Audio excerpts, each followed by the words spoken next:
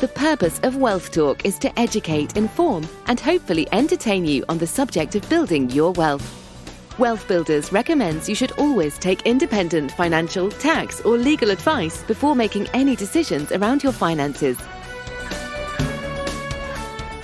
Welcome to episode 127 of Wealth Talk. My name's Christian Rodwell, the Membership Director for Wealth Builders, and I'm joined today by our founder, Mr. Kevin Whelan. Hello, Kevin. Hello, Chris. Good to be with you again, although not in person today, which I'm disappointed. No, back on the digital stream today and back on with our member spotlight. So something we enjoy very much every month is inviting one of our members from the Wealth Builders community who has been following our tried and tested process and building their wealth along the way. And this month, we've got founder member Rupert Day. And Rupert's been such a fantastic member since joining us back in May 2019. A gentleman, a scholar, and overall good egg, I have to say. He is, and a very, very accomplished film director. In fact, he'll tell us his story, of course, but that was his background, right? It was directing documentaries and films, and he's actually done some work for us as well. He did, and he actually suggested it. He said, I love what you guys do. Wouldn't it be great to shoot a video? And we chatted about that for a while, and he was terrific in orchestrating our Wealth Builder video, which is shot in the centre of London, which anybody could check out on our homepage, wealthbuilders.co.uk, with kind of, you in the background and Rupert on camera, fighting our way through a busy London when London was busy. But of course, now it's not so. We could shoot that in a quiet environment now. London is so quiet. I go there pretty much most Fridays, and I was there last week, Chris, and it was like a ghost town. Really? Even still? Oh, it still is in London. Crazy. In the city, anyway. But, so we shot that in the city around Bank of England and the bridges and so forth. And we had a wonderful whole day. It took us a whole day, didn't it? And really enjoyed that. And I thought Rupert's work was outstanding. So thank you, Rupert. And I'm glad we've had the opportunity to reciprocate and on your journey as well. Absolutely. And in the usual fashion, we'll walk through our recurring revenue roadmap today with Rupert. So the 9-step process that we teach members of our Wealth Builders Academy so that they can move from a place of financial insecurity to financial independence. And we've got lots to cover. So I think we should probably head over and hear from Rupert. Rupert, welcome to Wealth Talk today. Thank you very much. Good to talk to you. Yeah, not the first time that you've been with us here on Wealth Talk, Rupert. It was actually back on Wealth Talk episode 25. So almost 100 episodes ago. Well, over 100 episodes ago now. Back in July 2019. So you are one of our founder members. So going to be hearing all about your journey today, Rupert. Yeah, I know. It was a bit of a shock when I realised that when I looked back through the podcast. I'm thinking, okay, where am I? I'm right down there. And it's really impressive to hit the 100 mark, and so it goes. So great content. Yeah, it's really nice to hear. Yeah, well, thank you. And, I think it's going to be really valuable lessons that you'll be able to share with us today because it shows the progression and it really emphasizes the fact that wealth building is a journey. It's not something that happens overnight. It's not something that happens in 12 months. And we say that, average person really that we've seen on that journey, it can be done in 5 years. So, you certainly started that journey before you joined us, Rupert, but it's been, at least 2, maybe 2.5 years now that you've been part of the community. So let's dive in. We're going to go through our roadmap today, and the recurring revenue roadmap is broken into 3 stages. Stage 1 is building your confidence. Stage 2 is building your knowledge, and stage 3 is building assets. So step 1 is mindset. So let's start with the beginning then, Rupert. So can you remember really, was there a trigger or catalyst in your life at any point where you just decided, okay, I need to take control of my own personal finance and my future? It wasn't sort of an epiphany moment like some I know, but it was a gradual process. And it's really, I suppose, coming out of a career path. And I wasn't a typical sort of corporate worker who worked 9 to 5 and I didn't have any time.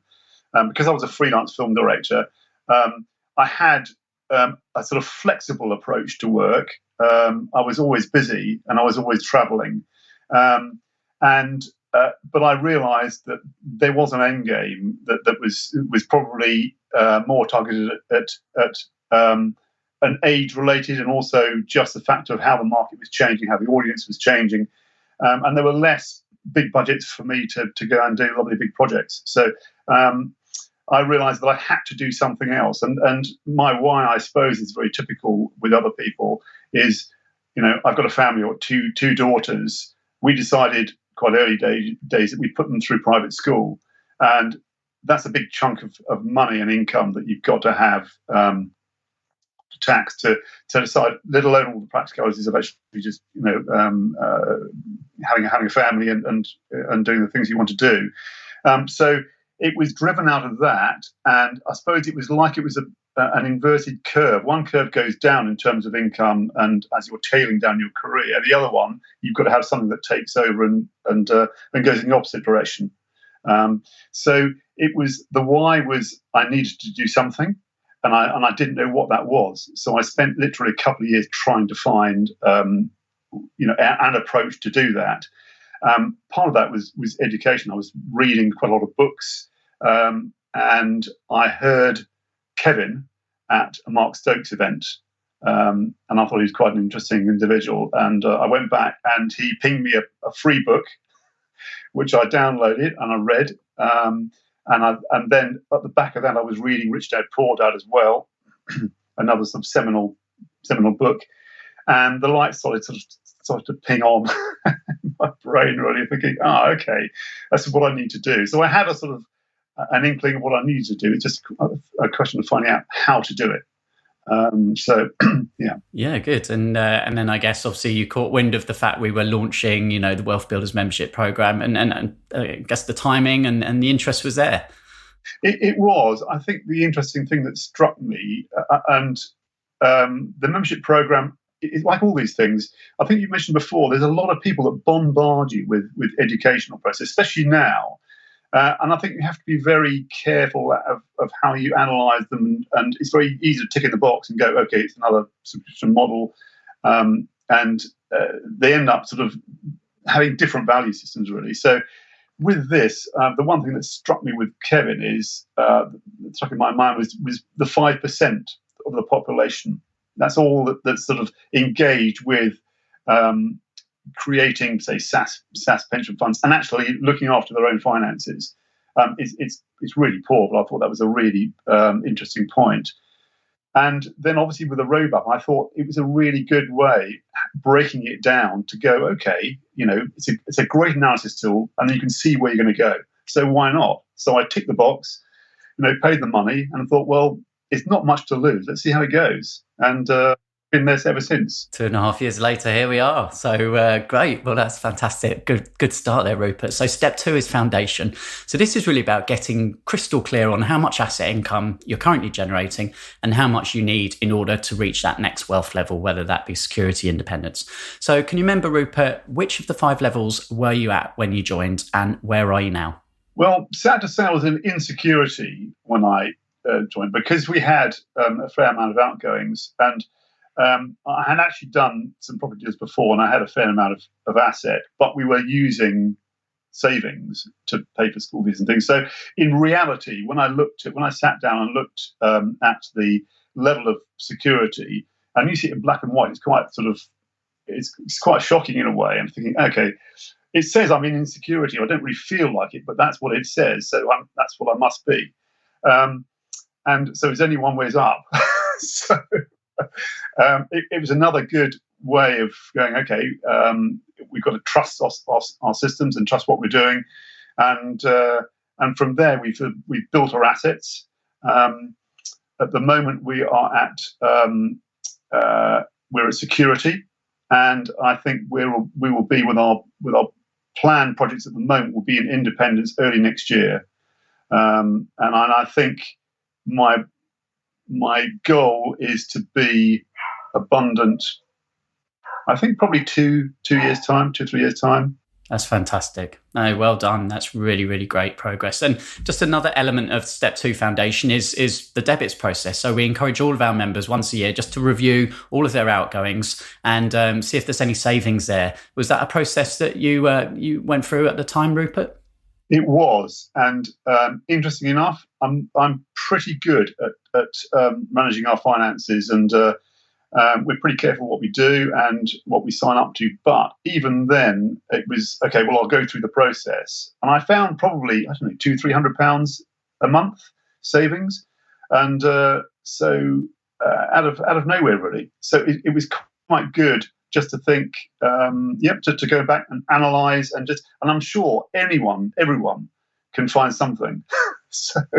Yeah. Now, the key question is, what did you do with those savings, Rupert? Did you put those into some wealth building activities? Probably not. I probably went out for a nice meal for the first one. Well, I suppose it does, because everything builds. We're in a process of actually building a company and building projects. So what we do is we just reinvest all the time. And because obviously, if you're when you haven't got a lot of other extra income, you just reinvest it.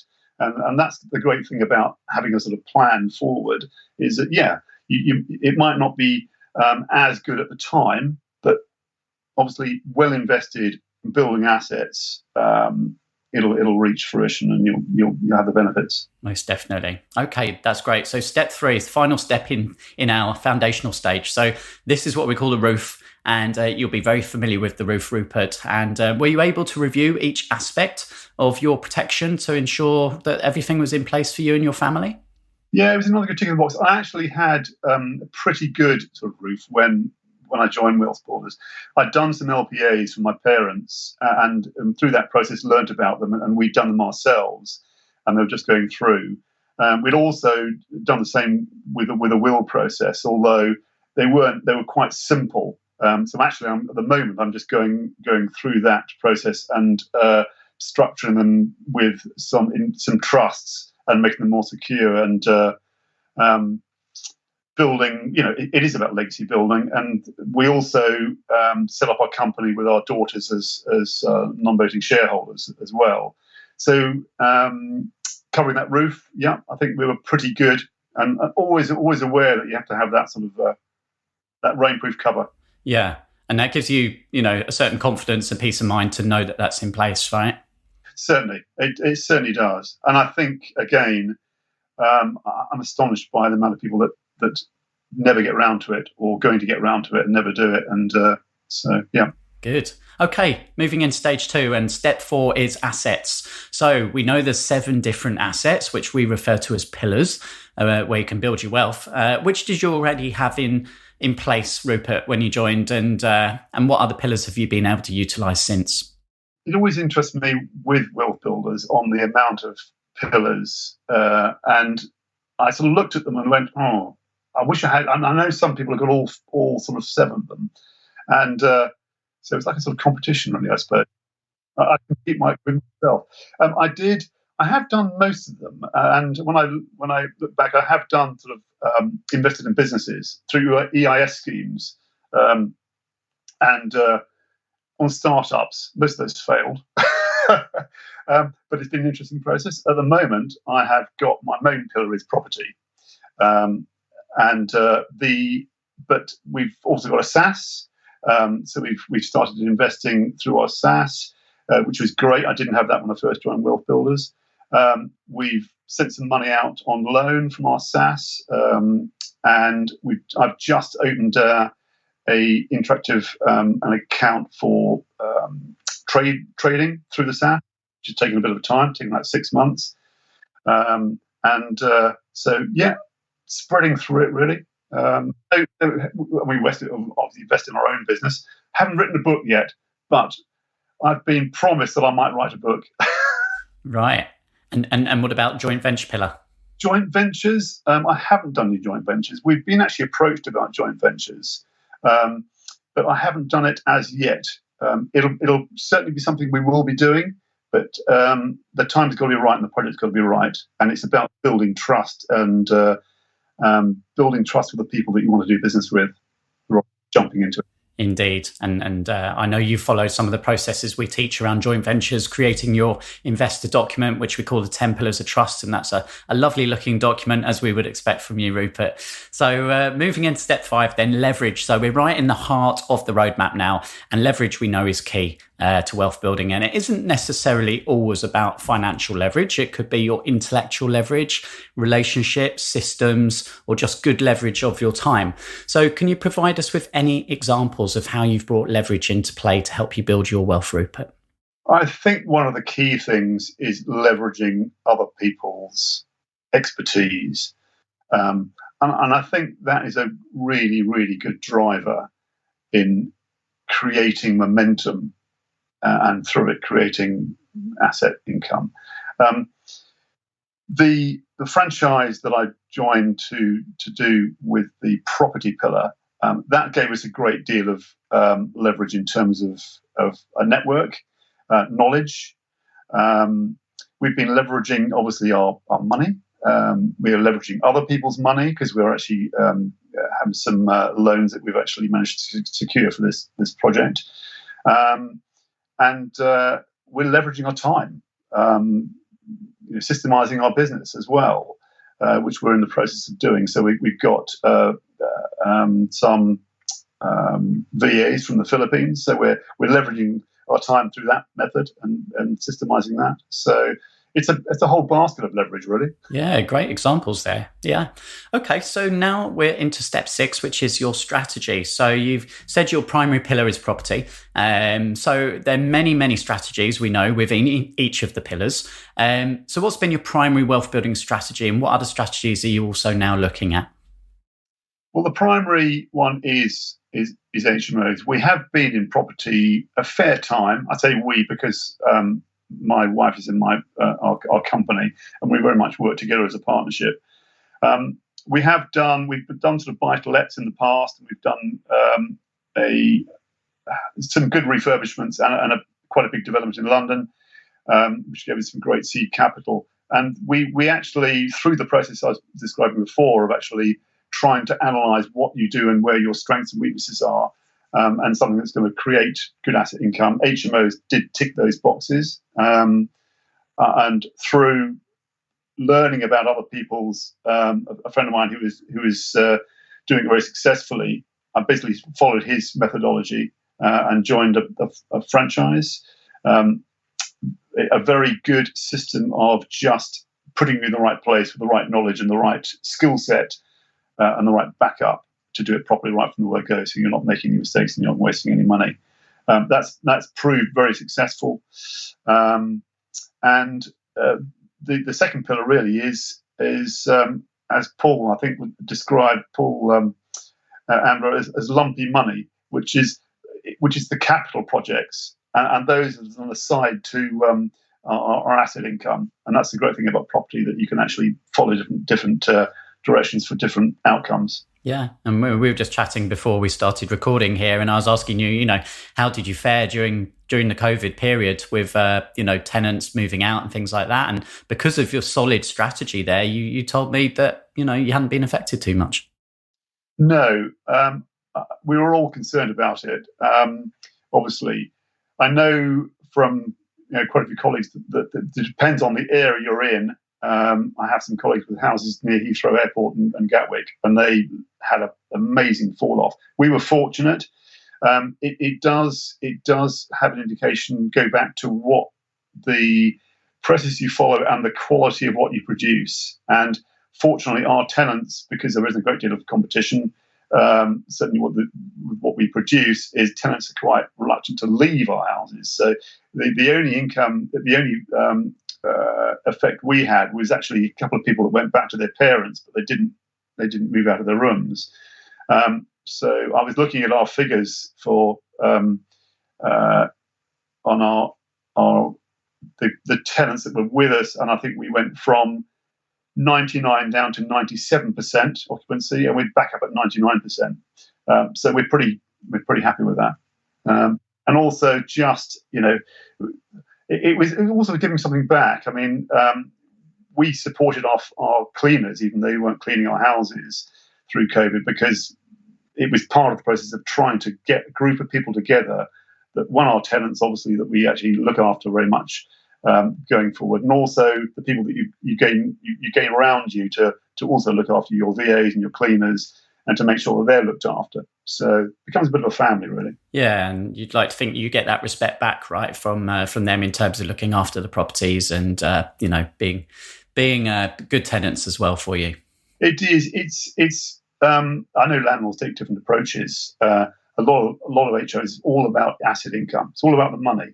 It's not about the money with us. It is partly, but we're actually creating really nice products and creating good communities where people actually thrive, and you get a great deal of pleasure from the sheer fact that you're enabling people who are in sometimes quite difficult circumstances, or in the start of their careers, or trying to find themselves a nice place to live. And we've built some great communities, and it's not just about the money.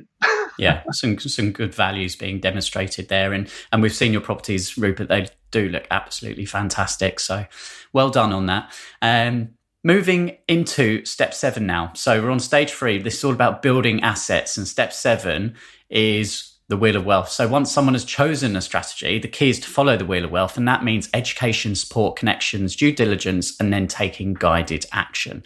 So this is where our wealth coaches are there every month to help you stay laser focused and turn the wheel. So what benefits have you gained, Rupert, from following this process and having that accountability from your coach? I must say, coming out of a sort of career where I've always been sort of very driven and very focused, and sort of, you have to be sort of determined and tenacious, being a film director, and because the buck stops with you on all the big projects. And it's only really from coming out of that career and not being in a sort of normal corporate sort of structure that I've realised the value of coaching.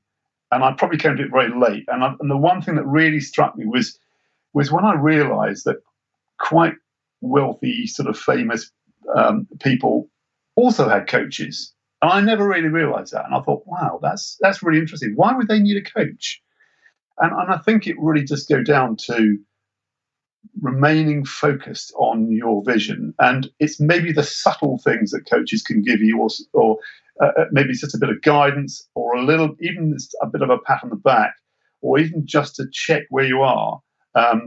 And so it's absolutely invaluable. And last year I had 2 coaches. I had my Bronwyn, who I knew before I actually joined Wealth Builders, and she's been great. She's very much in the property area that we are, and therefore you can talk to her about specifics. And also we have a good chat, and she's very interested in what we're doing, and just says, most of the time she says, great, just carry on. Sometimes I've asked her specific things, but it's been, I can't overemphasize, I think, how important coaches are. And I think if people aren't engaged, they really should engage and find a coach that really suits them. And I think it's down to personalities. Yeah, no, great words there. And just to pull out another aspect of the Wheel of Wealth, which is connections. So how have you found the connections within the Wealth Builders community, be that, your peers in the program, but also other professional connections along the way? Again, I think the power of the network is your net worth. I think it's a very good statement. I sort of dip in and out of Wealth Builders. I know some people are very, very engaged with it. I'm not as engaged in some, but I do follow it, sporadically, I suppose. What I do have is a good buddy group, and we chat on a monthly basis, sometimes more, and it's always a really good, informative, and very invaluable, actually. It's been great. It's been really good to engage with them. So that's great. It's always, I dip into the Facebook group and hear what people's going on, and half the time I'm going, oh my God, everyone's doing a lot better than I am. But that's the power of the internet. And when you break it down and thinking, actually, not doing too badly. That's good. So I think it's great. I think that community sort of hopefully just pulls you forward. And I know you just mentioned before our chat that some people do find it very difficult initially to realise that are they gaining any momentum in that first 6 months, first year of being there? And sometimes you can't. Sometimes you don't realise what you're getting out of a situation, out of a network, and sometimes it's a bit more subliminal, but it's part of your growth. And I think coaches and being in parts of a network is fantastic. Yeah, you have to give it time, don't you? You can't expect miracles immediately. And, we see that a lot. The first 12 months is foundational. Sometimes it's just getting clear on the plan. It's perhaps trying one or two things and they might not work first time, but year 2, year 3, year 4, that's really when you're going to see that momentum building. I think you hopefully would agree with that. It's about moulding. It's about being moulded by a system, I suppose, and a plan and an action plan, but also just trying to find yourself and how you react to certain things and what you like and what you don't like and what you're good at and what you're not good at. And I think the more you learn, it's all about education, and I think guidance as well is incredibly important. But you've got to educate yourself. I think it's important. Stage 1 of the Wheel of Wealth. Absolutely. So let's move into step 8 then. This is results. So let's, look at some numbers. We encourage all of our members to track their progress every 30 days using the wealth chart and by completing our monthly progress report. So you've had a good few months recently, Rupert. So what did you do? And, how much additional recurring income either have you added or are you about to add to your thermometer?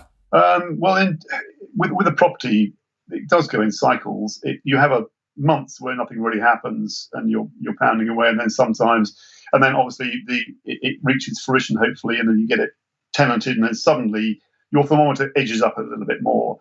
And the one thing about doing the 30-day reports is you get to the end, you go, well, what did you increase your income by? And you go, well, nothing.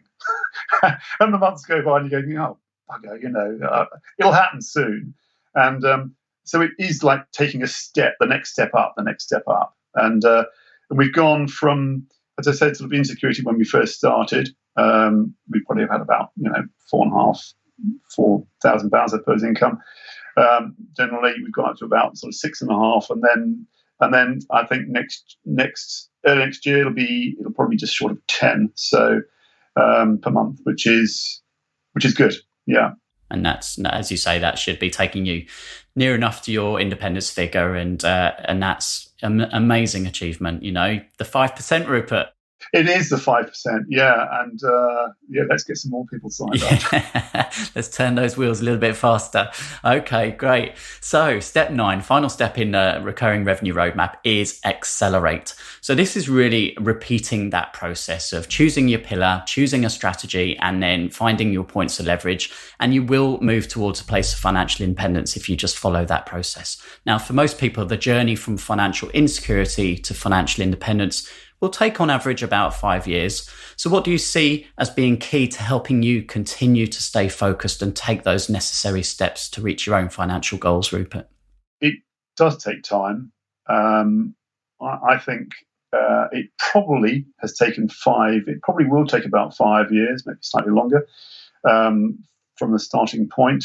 And I think the thing is to keep learning and stay humble, really, and stay true to yourself.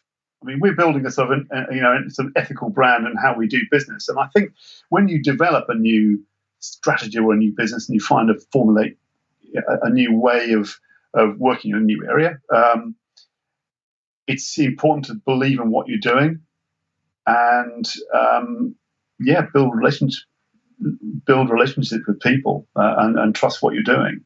The repeat process is, yes, the great thing about if you do have a niche, or our niche is HMOs, we started at quite a high level.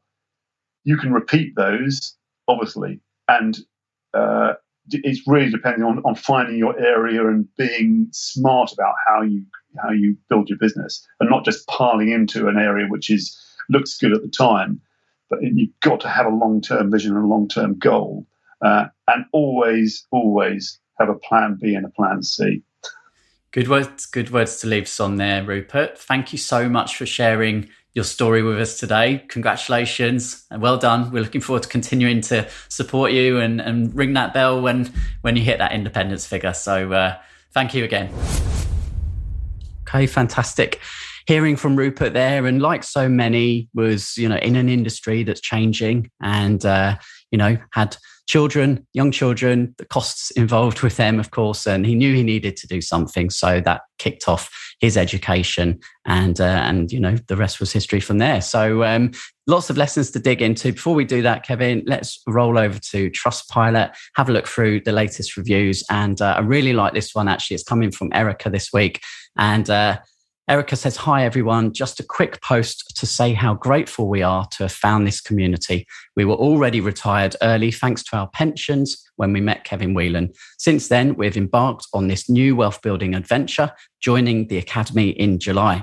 Our primary pillar is property, and SaaS is definitely a future goal. In the meantime, we took the opportunity to review our existing SIP pension arrangements. A straightforward review with IFA, Andy, has delivered stunning results, an annual saving in charges of £15,000 for just a couple of hours of our time. That's a significant additional compound fund growth just by changing provider in line with our existing objectives and risk profile. Absolutely brilliant. Confirmation that there are multiple levers to be pulled and the best confidence booster onwards and upwards." Wow, what about that one?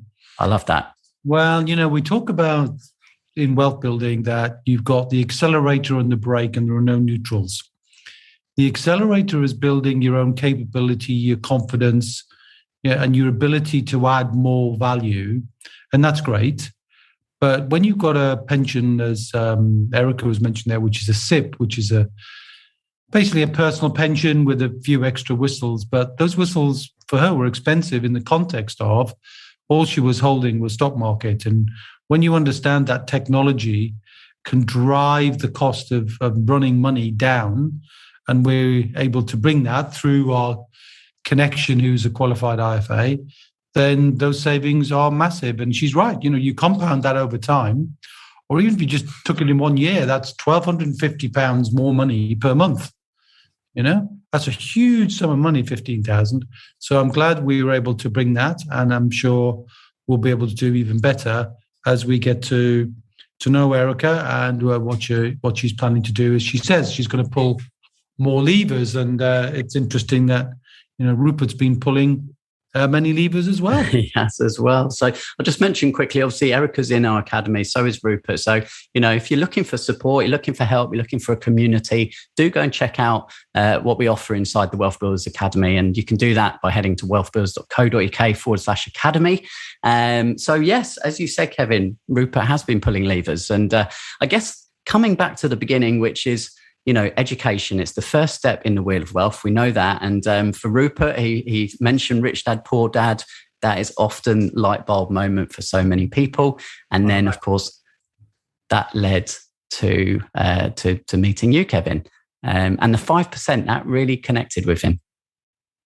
Well, it's an interesting number, isn't it? I mean, we were doing some research just the other day when you, me, and Neil Moggan, co-creator with us of the Families Wealth Builder Program for Families. And we were just double checking what the national stats are for the average value of pensions in the UK. And we were shocked, weren't we? And stunned at how low these values are. And therefore, it's so important that, you get on and make as many new connections as possible, and you educate yourself well to take responsibility for your own journey, because so few people are doing that. And Rupert wanted to be part of the 5%, not the 95% who don't make it. And most people don't make it big style. They're not just short of independence, they're way, way short of security as well. So it's a shocking realization how few people actually make it. Yet we know there's a tried and trusted process to do it. And on average, it takes about 5 years. And on average, it takes about a day a month. And you don't have to have loads of money, because we have so many ways to create money, which we mentioned throughout the program, Chris, from debits to a little bit on the side, to understanding the power of leverage and how you can borrow assets from other people, how you can create value with other people. There's so many things you can do. And Rupert was very clear, him and Kate, as to what they wanted to do, and they squarely nailed their thoughts on the HMO, which is that sort of young professional high quality young market, where I'm so impressed with how he's just kind of really weathered that COVID storm with that strength of community and looking after his team. I mean, how impressive was that? Yeah, certainly was. And, systemizing now the business with the use of VAs, which is really smart. He talks about leveraging, obviously, his own money, but also other people's money. That led on to joint ventures. He's been doing some loans, and we know he's created his 10 Pillars of Trust document, which we've helped with. And that's, going to help Rupert and Kate become more investable now and raise funds in the future, which we know for all property people, right? The funds run out at some stage. Well, exactly right. And that's just resourcefulness. There's no lack of resources. It's just how do you harness your own resources and tell your story in a better way. And we're a story-linked world, really. We live our life through the lens and stories we tell ourselves really come from social media and the press and everywhere else. But they've created their own story to tell to other people. And I think many investors who are looking for something better to do will gravitate to people who have a great story to tell and a great journey to go on, and they want to join them on that journey, even if it's a few steps behind.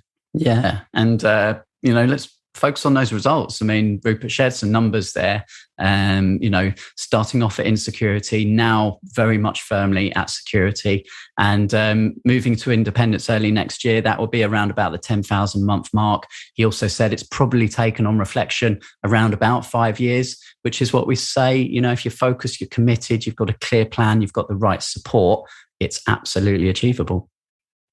Well, absolutely. And I think the other point about Rupert is, as a professional himself, he's realized the importance of the value and the contribution and the intellectual shortcuts that can be taken by having good people around you who, yes, you pay, you're paying for coaching or you're paying for guidance of some kind or expertise of some kind, but having that expertise doesn't put a siphon in your life. It actually empowers your life so that you can create recurring income forever for a small amount of time that you dedicate to somebody else who shows you the way. So fair play to Rupert, fair play to Kate, whatever they're doing. I'm so pleased he's Member of the Month, rightly deserved. And I very much hope that our relationship will go from strength to strength. Yeah, I'm sure it will do. And if, as I said earlier, you would like to join Rupert, Erica, and all of our other members inside the Wealth Builders community, we've got the free community, of course, where you're more than welcome to join. Head over to wealthbuilders.co.uk/membership.